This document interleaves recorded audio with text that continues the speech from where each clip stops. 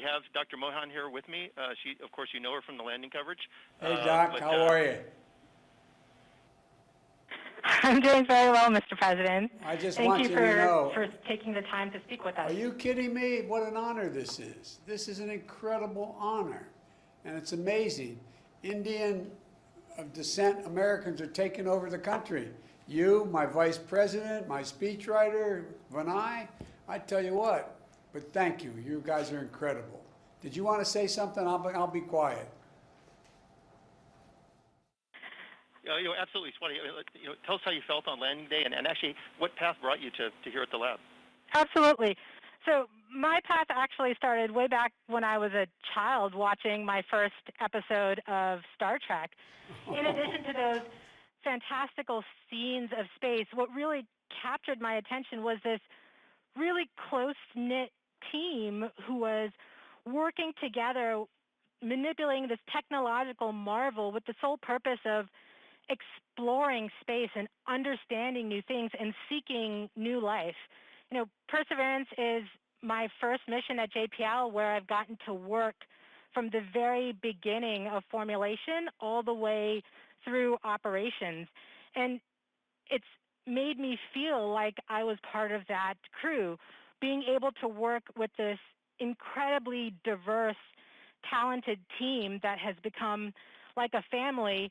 Spending years creating our own technological marvel has been a privilege.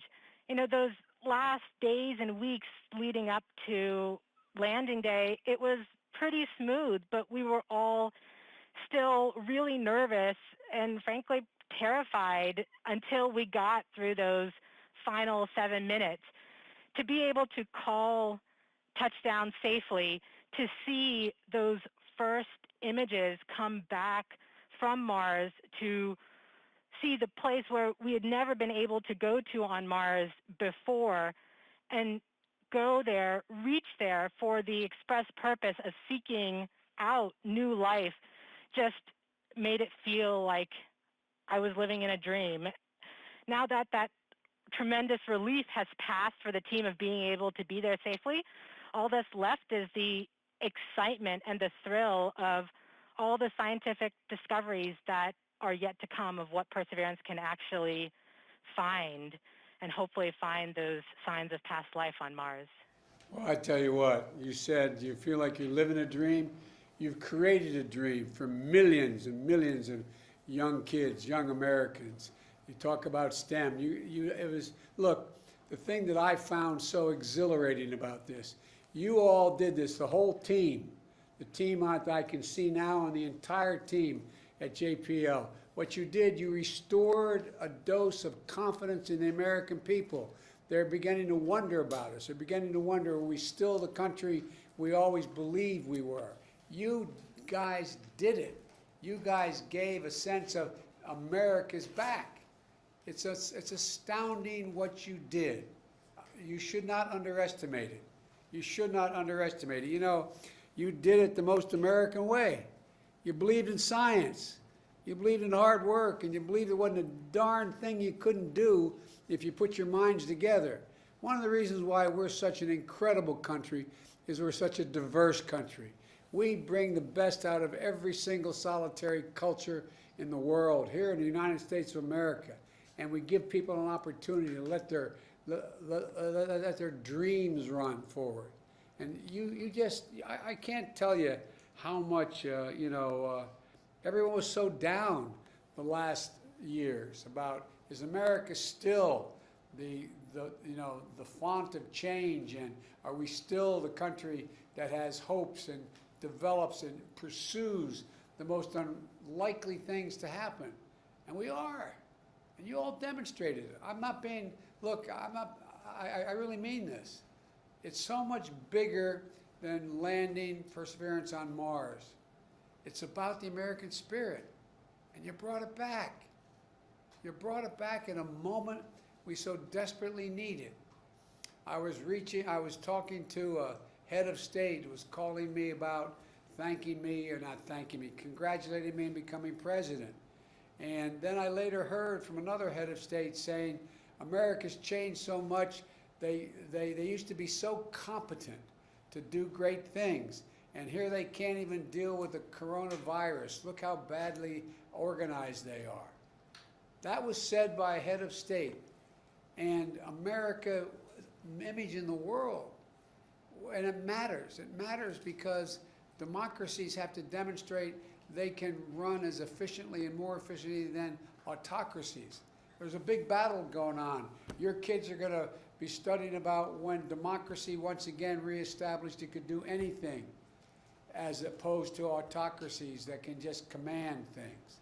I just can't tell you how much I believe historians are going to write about what you did at the moment you all did it. At the moment you all did it. You should take such great pride in what you did. We can land a rover on Mars, we can beat a pandemic, and with science, hope, and vision, there's not a damn thing we can't do as a country. We have never, ever, ever failed to meet a goal. We've set our mind to it, and we've done it together. And that's what you all showed. So it goes way beyond the whole notion of what you just recently did. And God only knows what is going to come from this. God only knows what's going to happen. But you all are incredible. All the dreams you've created in other people's minds, other young kids. I tell you what, I just wanted to thank you and tell you, it just seems that, we're on the side of the angels just at the moment when things look like they're really dark in America over our history. Something has come along. Something has come along. And you guys came along and you did this. And so I just want to thank you from the bottom of my heart, tell you how presumptuous of me to say I'm proud of you, but I am so proud of you.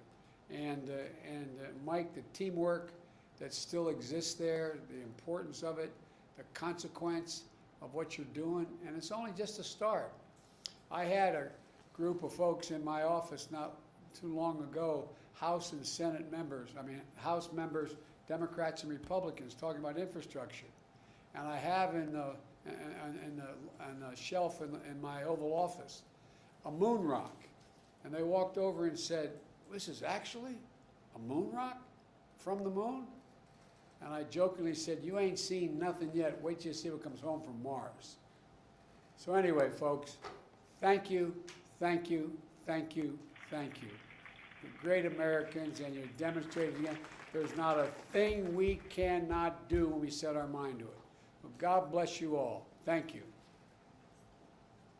Thanks, Mike. Thank you very, very much, Mr. And President. by the way, I'm like a poor relative, Mike. When I'm invited, I show up. So be careful. The poor relatives, they show up. We will.